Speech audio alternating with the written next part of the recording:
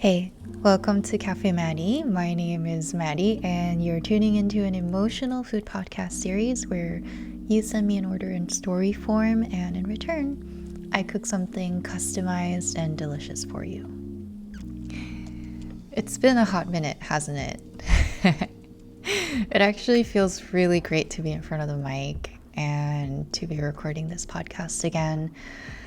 And I know it's been a while and I didn't know when I was going to start recording the podcast again. So thank you if you are one of those people who were waiting for the podcast.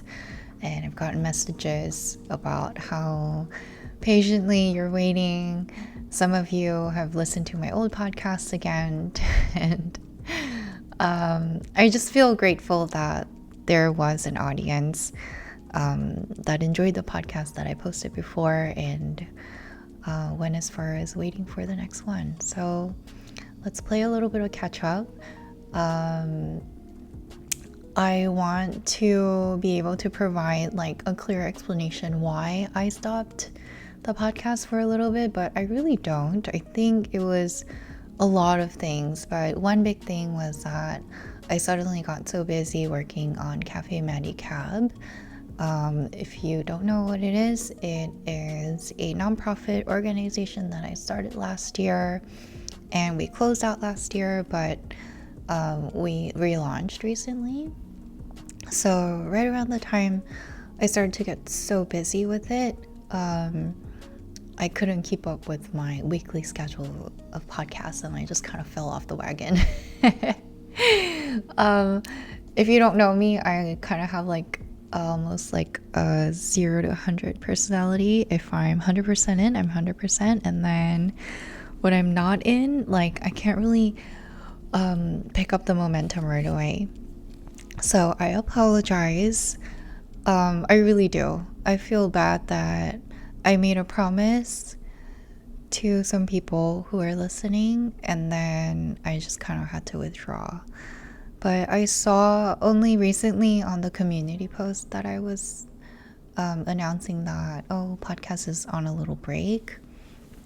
You know, I was so busy that I posted it and I couldn't even like go back to check on the post. But I saw that so many kind people were like, Maddie, take as much time as you need. Like, we're here whenever you're ready. So, I just feel so grateful. I want to thank you guys so much.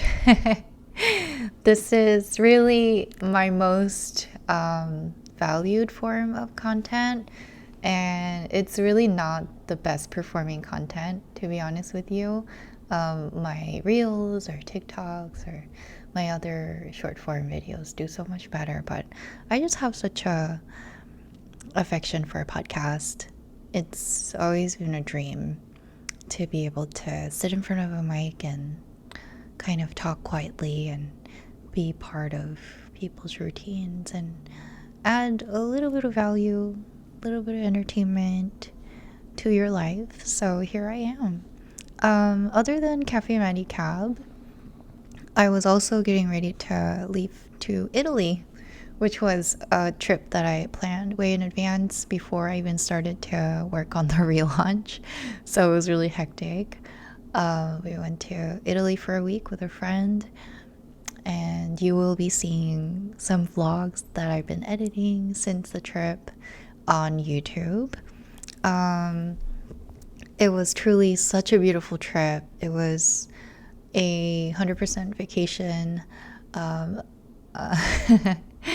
We took a cooking course in Sicily for a week and then explored another part of Sicily for a few days, and I just felt so happy and relaxed there that I just wanted to enjoy my life for a little bit. And then a couple of weeks after that, I traveled to LA, and this was the first business trip I took as Cafe Maddy, and this was actually for the nonprofit Cafe Maddy Cab. And whatever I did on that trip, you will be hearing from me soon. I'm super duper excited for whatever I worked on to be released soon so that I can share it with you. But for now, it's a little bit of a secret, so just hang tight and I will be able to tell you soon. And internally, let me update you what went on in my head. I feel like right around the time I was struggling to put out episodes for the podcast, I started to notice this like toxic thought in my head kind of creep up on me. And this is the same destructive thought that kind of creeps up on me once in a while. And if I let it go unchecked, I'll let it kind of infect my heart, infect my head, and I'll spiral into this big question of why does my story matter? And thank God, I guess in some ways, that this is my personal project and it's something totally unyoked to any brand deal or sponsorship. And it's totally 100% mine, that with your grace, I'm able to kind of put a pause on it and then pick it back up when I'm ready. And then another update is that while I was reeling myself back into this like ebb and flow of creating and finding myself again in my routine, I got COVID. So I was super sick for a week last week and finally feeling maybe 80-90%. And I was thinking maybe I should wait for my voice to completely recover, but I realized, you know what, I'm really excited to record this. And and finally in a good place. I still haven't found an answer of why does my story matter so much, but I also found another solution to that problem where I realized I'm not telling some life-changing, grandiose story to change somebody's life. I'm 29. I haven't lived enough to understand life, really. And the original intent of having a podcast or being like a radio DJ for some people is because I've always wanted to have a podcast where it became part of someone's routine. It became like a small comfort in somebody's life. So in other words, I got over myself and I have seated myself in front of the mic and it feels great. So this is a long-winded way of me saying thank you so much. Thank you for waiting for this podcast episode. And it's one of my favorite stories that I've written back in January. And I'm really excited to tell this story to you. So we will resume with our usual intro. As usual, if you want to submit your order in story form, the link to the submission link is in the description if you're watching on YouTube. And you can tell me about something you're going through, any questions you might have in general. And every week I'll carefully pick an order and you get a custom menu along with a podcast about my own life. And if you haven't already, you can find this podcast in audio form on Spotify and Apple Podcasts. And now iHeartRadio too. If you are listening on Apple Podcasts, hit that 5-star button so more people can enjoy the podcast. And if you're on YouTube, you know the drill. Like, subscribe, and share if you want. And you'll be able to actually see me talking and cooking in the video on YouTube. So, thank you for coming to Cafe Maddy. Take a seat wherever you are, make yourself comfortable, and let me take your order. All right, so today we have an order from Andrea from California, and she says she's 25, and this is her order. So I am originally from Guatemala. And when I was 6, I visited my family in this place called La Costa Petén. They had a turtle in a barrel full of water. I played with it all morning. It would come up and poke its head, and I would drop a piece of food, and it would grab it and swim down. Then come up again, and we would repeat.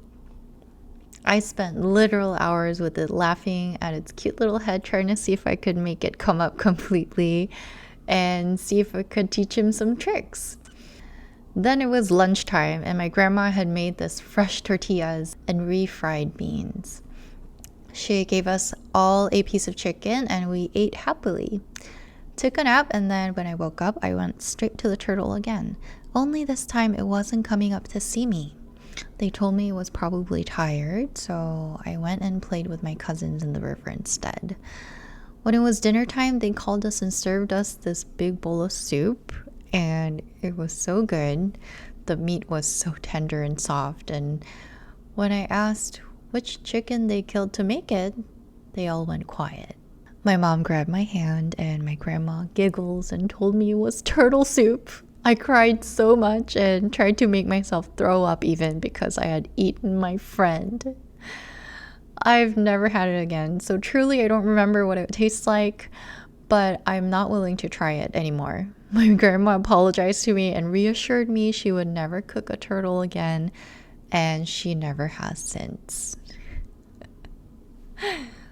All right, so today I am going to make some turtle soup. Okay, I'm just kidding.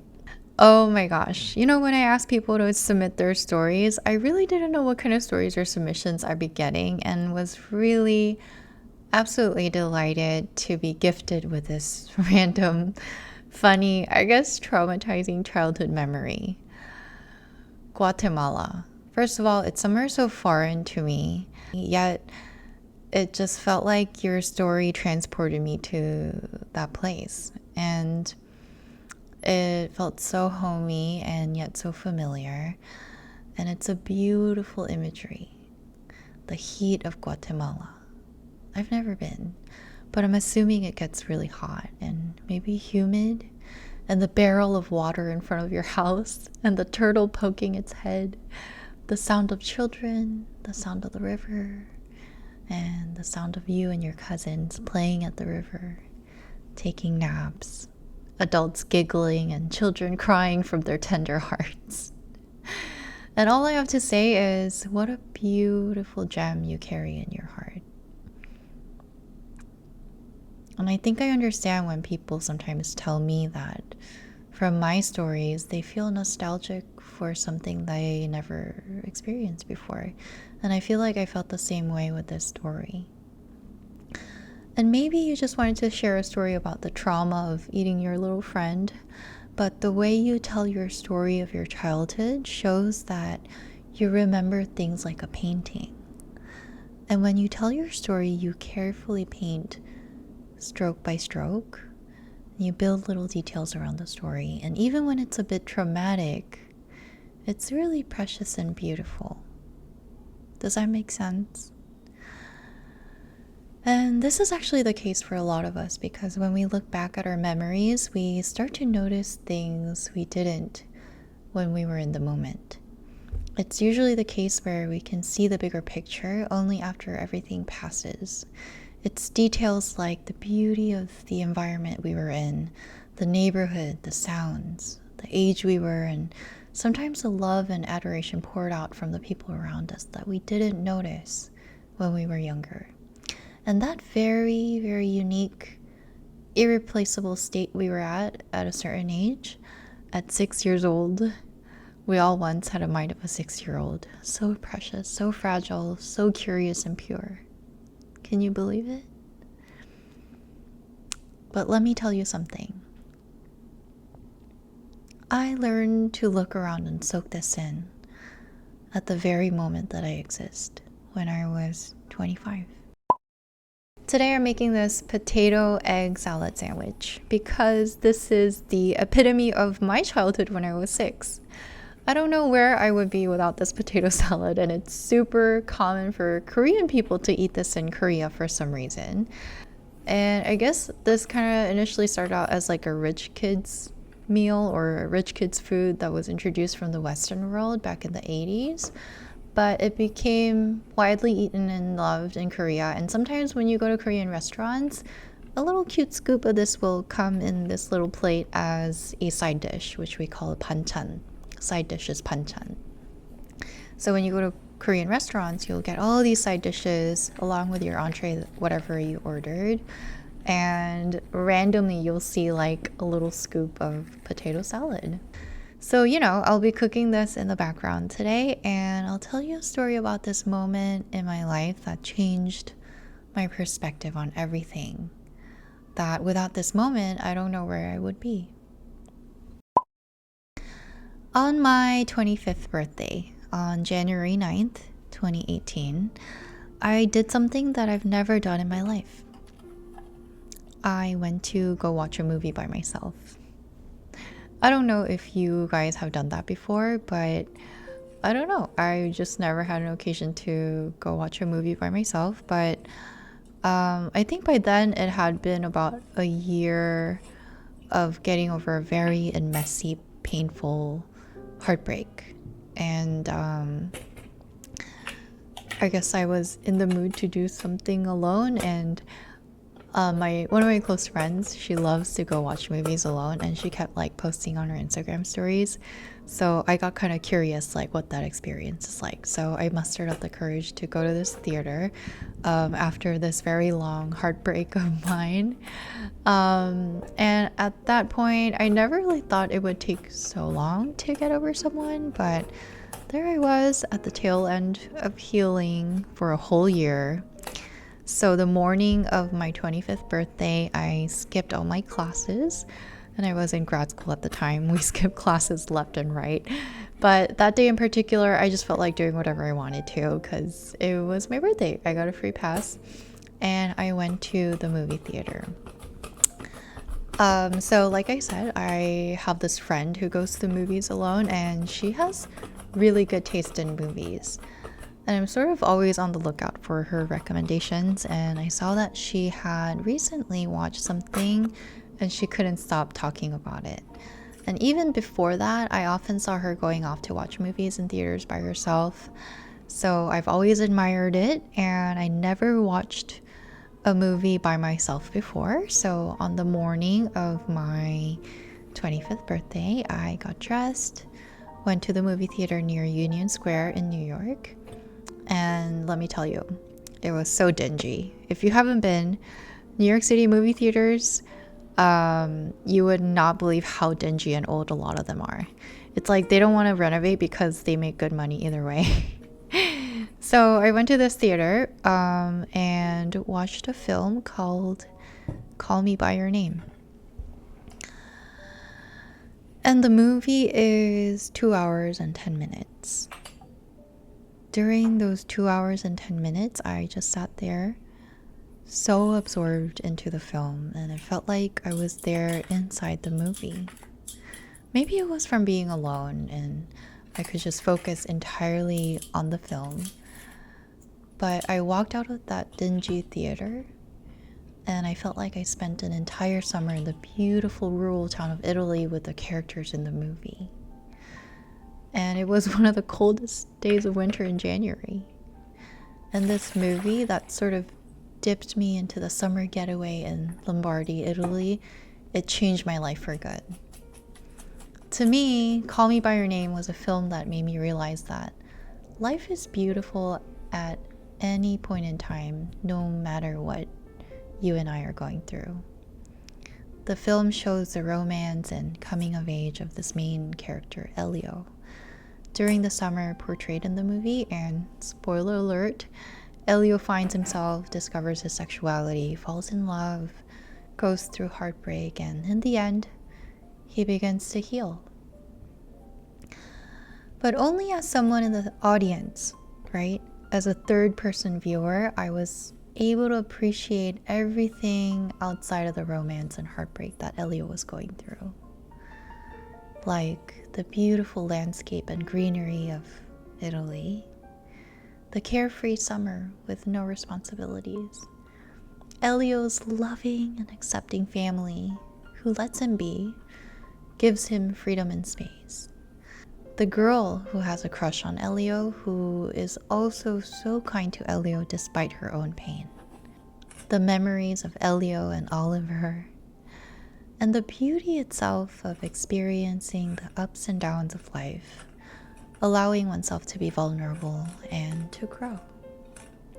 And most importantly, it's one of the last lines of the film that sums everything up, where at the end of the movie, there's a moment where Elio's father is talking to Elio, who's heartbroken and hurt and sad and can probably see nothing but his own pain. And the father goes, "When you least expect it, nature has cunning ways of finding your weakest spot. Just remember that I'm here. Right now, you may not want to feel anything, Maybe you'll never want to feel anything. And maybe it's not to me you want to speak about these things, but I feel something you obviously did. Look, you had a beautiful friendship, maybe more than a friendship, and I envy you. In my place, most parents would hope the whole thing goes away or pray that their sons land on their feet. But I am not such a parent. We rip out so much of ourselves to be cured of things faster that we go bankrupt by the age of 30 and have less to offer each time we start with someone new. But to make yourself feel nothing so as not to feel anything, what a waste. And I'll say one more thing. It'll clear the air. I may have come close, but I never have what you two have. Something always held me back or stood in the way. How you live your life is your business. Just remember, our hearts and bodies are given to us only once, and before you know it, your heart's worn out. And as for your body, there comes a point where no one looks at it, much less wants to come near it. Right now, there's sorrow, there's pain. Don't kill it, and with it, the joy you felt. I got the chills reading that. Up to that point, until I watched this movie, right? I was Elio in the last scene for an entire year, just agonizing over what I lost, or just trying to be numb, try to move on, try to kill everything, the ups and the downs, trying to think that it was such a big fat waste of time. And I won't go into detail, but maybe it was something like a first love. And to be honest, it was the worst kind of emotional stress I've ever been through. For a long time, I was ashamed that I lost a year of my 20s. I wasted it away, being so stupidly in love with someone only to be rejected and hurt. And the pain was blinding. It made me so bitter, and I couldn't appreciate anything else other than the outcome. And that day, I came out of the theater and went to get some coffee. Madman Espresso, that's my favorite coffee shop in the city. And they used to have a chain on 14th Street. I don't know if it's still there. But I go in, treat myself to my favorite drink called Sarabella. It's this latte with cinnamon and honey and some spices. And it almost tastes like a chai latte, but it's also very cinnamony and spicy. And I sit down with my drink and bits of my life, especially the past year that was so painful and stupid and young. It starts to play in my head like a film. And I started to see so many things outside of the romance and the heartbreak. Like the incredible backdrop that is New York City, that basically shine and glisten in all seasons and all types of weathers. The streets that I biked around all summer with my best friend. And my parents who would visit me and stock up my fridge time to time. My friends who would drag me out when I was feeling reclusive and alone. The nights that I cried myself to sleep. The nights I laughed until I cried with my friends. And the beautiful age of 24. Uncertain, anxious, creative, reckless, and dumb. And loving so hard until I turned crazy. Saying and doing the stupidest shit for the boy that I fell for. And turning 25 alone in a theater. Looking back at my beautiful, ordinary life. For the first time in my entire life, I appreciated life for what it was. And even in the lowest of lows, my life was beautiful because I was alive. Alive enough to feel the pain, be stupid, to grow, and to be so crazy in love. And I said to myself, I am glad. I am glad that I was young. I was passionate and dumb Still was, probably at 25, but I thought of the boy who hurt me so much, and I muttered to myself, I'm still mad at you, but I don't hate you anymore. And I was thankful for my life. And from then on, each time I hit a low point in my life, was disappointed, rejected, hurt, lonely, or empty and lost, I grew this habit of, even for a moment, stepping out of my life for a second and watching myself in my own film. And each time I was able to say how beautiful is life, that I get to fight and kick and struggle through my 20s as I am. That sometimes I'm alive enough to feel the pain and grow from it. And I'd look around. I'd go to my roof and see the sunset. I'd run a mile or two, feel the cold air in my lungs, hit up friends that I've seen in a while, drink, joke around, laugh and cry, make sure there are people that I care about sharing my life with me, knowing what's going on so we can remember us together. That's why when I got laid off last year, I went to the beach. The last day of my work, I took myself out on a date. On my days off, I went to go see art. And each year since 25, I've lived my very ordinary and sometimes extraordinary best. So we might smile at the beautiful story of Andrea, accidentally eating her turtle friend in the midst of her family in the heat of Guatemala at age 6.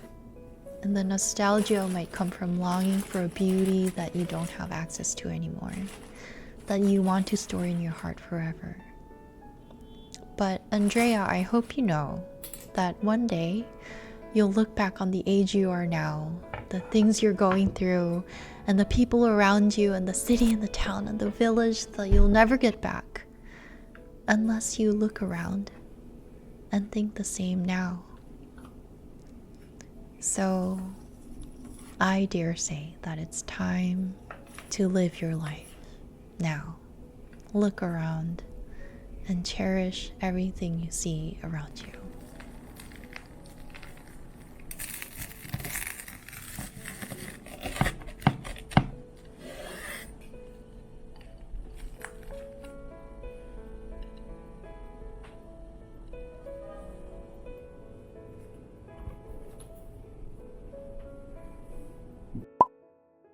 I hope you guys enjoyed this episode. It really was a special one and something very, very personal to me. And if you'd like to leave a review of the podcast, I would love to hear it. So feel free to comment down below. And you can also find the podcast on Spotify, on Apple Music under the title, The Cafe Maddy Podcast. If you're listening on Apple Podcasts, please hit that 5-star button. Those of you who rated the podcast and waited for this episode, thank you. Thank you, thank you, thank you. I hope that this kind of made its way into your routine and gave you a fresh perspective on life. Because 5 years ago, or was it 4, it changed my life, and my life has never been the same since. So special thanks to our music artist, Mr. Hong, for the custom track for our podcast. And every week, I'll introduce a track that I like that you might like too. So I'll link the playlist right here on the screen, either in this corner or this corner.